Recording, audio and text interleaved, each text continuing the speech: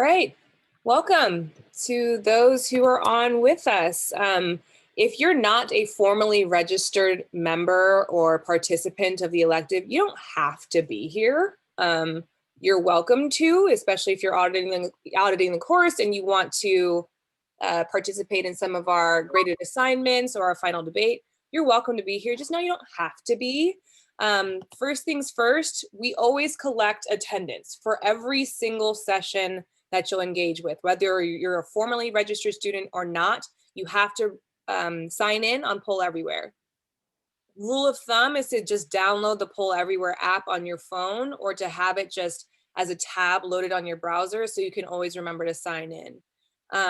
If you are a student that is not formally registered in the course and you want to be able to audit the course or receive a certificate of completion in order to bring back to your school for credit, this is how we track whether or not you showed up to sessions. And so send me an email at kellyaButler@hs.uci.edu, and then we can get you squared away. But we're gonna launch this right now.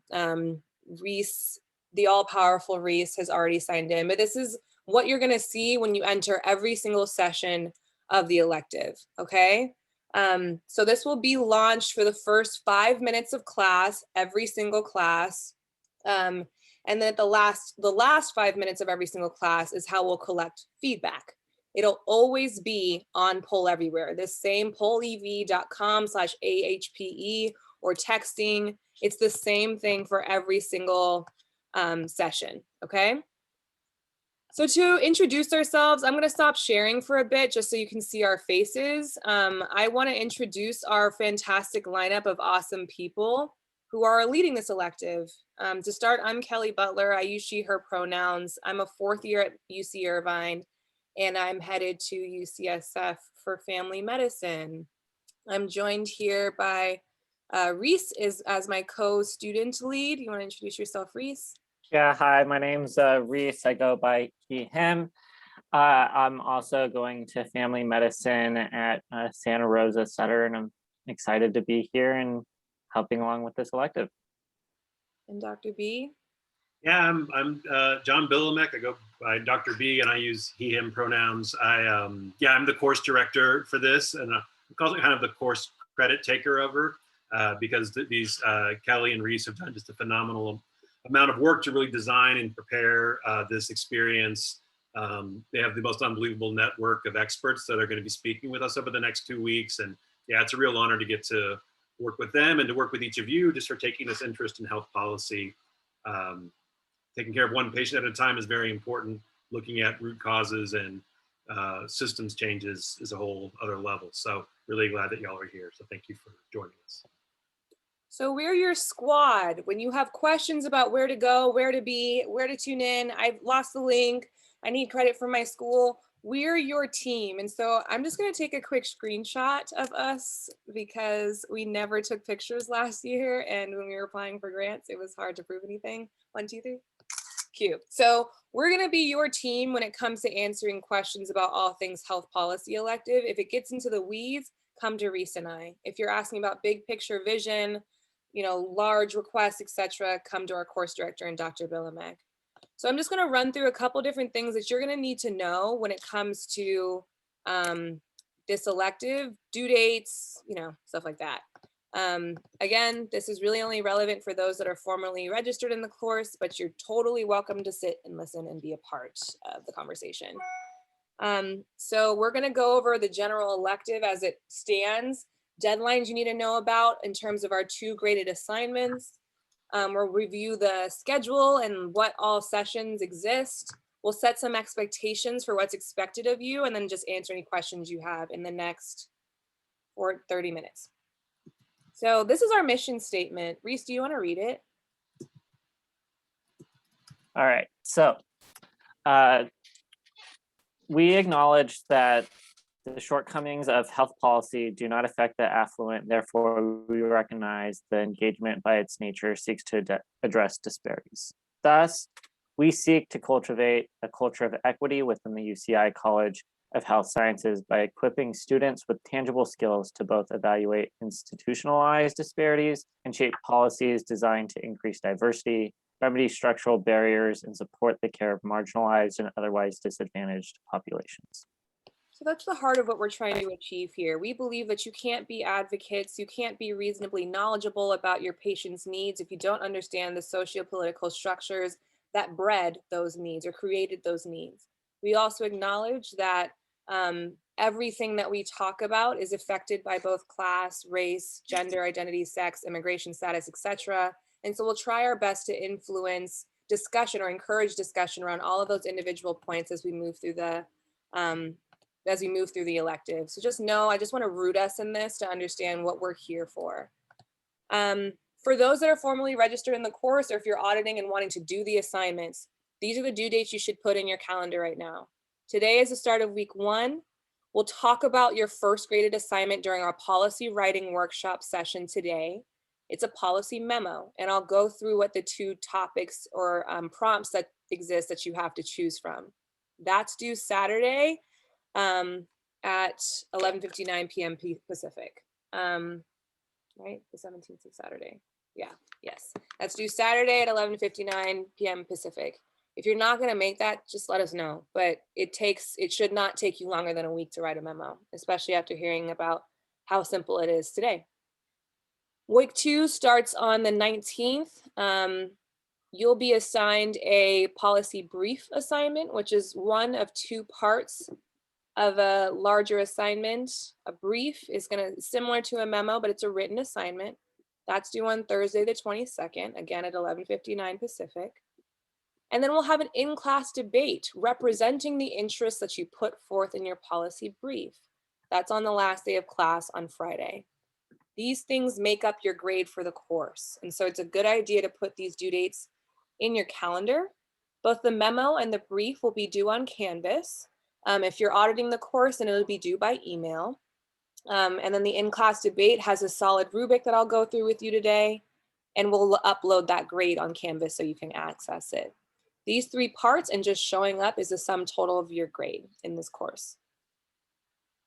So again, everything happens on Poll Everywhere. Our first session of the actual elective will start at 1:45 today, and let me know if you need a certificate of completion.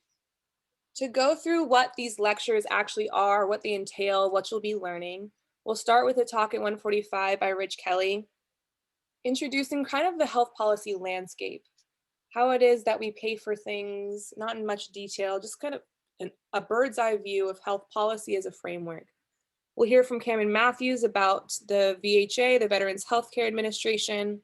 We'll do a policy writing workshop, learning how to write an op-ed, learning how to leverage social media in the writing space, and then introducing our memo assignment. And tonight we'll have a talk by a UCI alum and Yelenia Palacios around physician advocacy, specifically in the context of universal healthcare. Tomorrow, again, with the exception of today, because today is the intro session that starts at 1, will always be 1 to 5 and then 6 to 7:38. You won't have evening sessions on Fridays, so there's only sessions 8 out of the total 10 days. You're required to come to 4 of them. If you're formally registered in the course, you don't have to come to every single evening session. We expect you to be at the daytime ones unless you tell us you can't be here. And you only have to come to 4 out of the total 8 of our evening sessions, okay? In terms of Tuesday, we're talking about what the health policy landscape and health insurance landscape looked like before the ACA. Rich Kelly will come and talk about what the ACA is. And then we'll talk about where we are now, what reform efforts have been attempted, etc. On Wednesday, we'll talk about really the insurance market. What is private and commercial insurance? How do you actually do stakeholder analysis? If you're trying to figure out where to pull policy levers, how can you look at a big issue and decide where to put your power and energy? We'll talk about how the actual system is financed and what an alternative payment model is. And then we have this really powerful talk. If I was going to recommend you to come to any of our evening sessions, it would be Reese's and this one. America's Social Contract is a discussion about why America decides to invest in certain things and not other ones. Why do we let people get sick when we have the resources to not? It's a really, really good talk. On Thursday, we'll talk about quality. This is a big quality day. Like, what does it mean when we say quality health insurance, and how do we assign value to said quality? We'll talk about malpractice, which is you are a practicing provider. This matters to you. And Reese will give an awesome talk about how to complete the needs assessment, a really key core central public health skill. On Friday, we'll talk about mental health policy, sociocultural awareness in the context of race and racism. We'll have an awesome training around media. How do you actually engage in being a medical journalist? How do you engage with the media from our very own classmate and now graduate Mark Lieber. And then we'll have an awesome talk from Britt Cervantes from the Pediatric Gender Diversity Program here at UCI about trans-affirming care. Again, Fridays, we don't have evening sessions. Next week, you'll join us to talk about Medicare, defining the safety net. What is disproportionate share? You'll learn a lot about how we decide to finance our clinic and hospital systems on that Monday. We'll talk about drugs and how we actually finance drugs. There's a lot of debate around drug pricing these days. You'll understand from a legal perspective what rights people have and patients have, especially during the pandemic. You'll hear from a local community organization called CHIOC around how people access social services, namely to enroll in health insurance. So what does that look like for your patients? Really in the context of Orange County, because we're at UCI, but certainly relevant for everyone because these types of organizations exist everywhere. We'll have a really special talk about disability, which is unique and special to us as the organizers because of personal interaction with disability and how policy has shaped said people. We'll have a talk from one of our graduates at UCI, Marco Angulo, and one of his colleagues, Gloria Montiel, around culturally concordant care and what that means. Jose Mayorga will come back and talk about COVID-19 and how it's affected the Latinx community. We'll hear about correctional health care from a psychiatric nurse practitioner who works in the Orange County jails, and she has a really, really cool perspective. We'll hear about what the AMA is and how it's not quite your grandfather's AMA, but how it's deeply problematic and created said problems in the medical system on Wednesday with Dr. Haynes. We'll talk about trauma-informed care and what that means, offer a basic framework for approaching it. And then we get to hear from a resident physician at UCSF in psychiatry and Chase Anderson about social media. He has a really cool presence. You should follow him on Twitter. On Thursday, we'll talk about advocacy, namely through physician-led campaigns and then through organized medicine on Thursday. We'll also talk about digital health and telehealth because that's a huge thing right now, taught by Professor Lisa Levitt in the School of Business. We'll close by talking about a really tangible skill. How do you walk into a hearing and testify? And then where do you go from here? After this is when we're going to engage in our in-class debate. So I just want to make sure people understand that that's what we're going through this elective. That's what you'll be exposed to. That's what you have the opportunity to absorb. And if you have questions along the way, ask us. To be clear about what's expected of you for the syllabus, I'm just going to run through the prompts and such for our memo session, for our memo assignment and the brief / in-class debate. So it's in your syllabus. Follow along with me if you like. Otherwise, I'll be sharing my screen. But there's a policy memo. It's no longer than 2 pages and single spaced. You'll use 12-point font and it's due on Saturday. That's a typo. And if you need to see an example of what a memo is, we're happy to send you one. This is a skill that one of the co-founders and I, Isa Hostetter, and I learned how to do in our master's in health policy. And it's a really, really good skill. It's basically condensing a huge issue into 2 pages. You'll have 2 topics to choose from. One, you're a sitting health policy advisor to a sitting governor who has expanded Medicaid as permitted by the ACA. And don't worry, if you don't know what those words mean, you will. You are supposed to come and speak, or the governor is supposed to come and speak at the National Governors Association, and they're thinking about how do we then cover people who are going to the hospital now amidst the pandemic. You have these people that are covered by Medicaid. What do you do and what's your stance? Write a memo about it. Your second topic is if you're the senior health policy advisor for a sitting governor who has not expanded Medicaid under the ACA and is figuring out what they want to do under this new Joe Biden, Kamala Harris administration. They too are coming to speak to the National Governors Association to explain where they're at. Should they think about adding work requirements? Should they think about Other requirements that are needed for these participants to participate, we'll see. Write a memo about it. So those are the two topics you have to choose from. You have to choose a real state. You cannot say I'm the sitting health policy advisor for Dr. Who in Whoville. It has to be an actual sitting governor, so do your research. And we'll go through what all of the individual components of a memo is in our policy writing workshop today. Questions, comments? I think y'all are with me. If you're not, just drop them in the chat. We're here to answer them. The mini 2020 debate has two parts. It's a policy brief, which is a little bit more like talking in your huddle to your squad. It's not, here are my thoughts to the entire world. You're specifically going to be talking about universal health insurance. Do you want to adopt it or not? From the perspective of a couple different options. You can choose to represent the insurance lobby and AHPE, the hospital lobby, the American Medical Association, or represent physicians. You can represent big pharma. You can represent a specific patient advocacy group. Maybe you yourself belong to a certain patient demographic that you want to speak on behalf of. You can choose to be a conservative Republican legislator or a liberal Democratic legislator. And we presented some examples of who those might be here. If you're a registered student with us, go to Canvas. There's a place to sign up for a role. And then we can drop that in the chat during the policy writing workshop too. This won't be due until next Thursday, so you have a little time to think about this, but you're going to be putting together a brief, submit it on Thursday, and then come ready to talk as if you are that person. You are the president of the AMA, you are Mitch McConnell, you are AOC, and you're going to have to represent your interests in the context of universal healthcare in a live debate. All of the rules and how that'll work through is all on Canvas. If you have questions about it, refer to Canvas. This is for our registered students. If you're interested in participating in the debate, but you're not a registered student, we're happy to have you. Just let me know, and I'll send you the link to sign up for a different role. Again, a policy brief is just a 2-page maximum document summarizing your position on a certain thing. It's organized a little bit differently, and don't worry, we'll go through that. But those are your graded assignments for the course. It's a 2-page policy memo due on Saturday, a 2-page policy brief due next Thursday, and an in-class debate. That's what's due for the course. And then just show up. I don't care if you have your camera on or off. I'm not going to force anyone to do anything in that regard, but just know that that is the sum total of what is required for you in this course.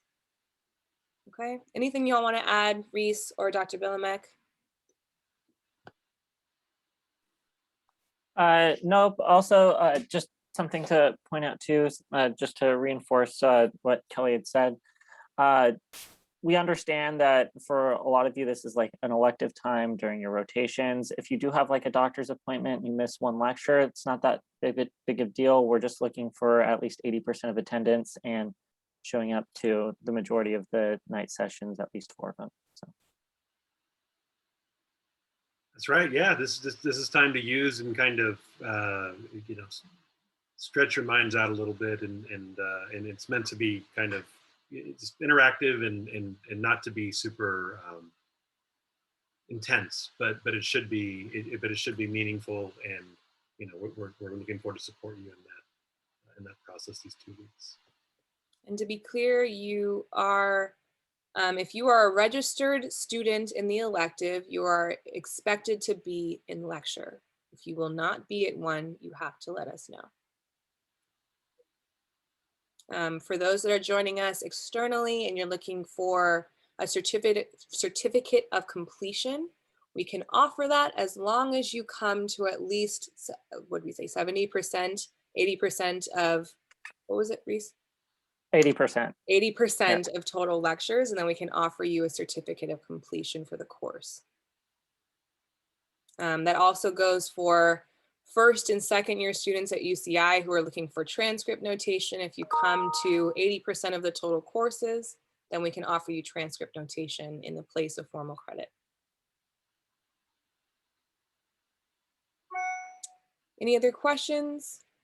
If not, we can let you go a little bit early, and you have a bit until our first session. All right.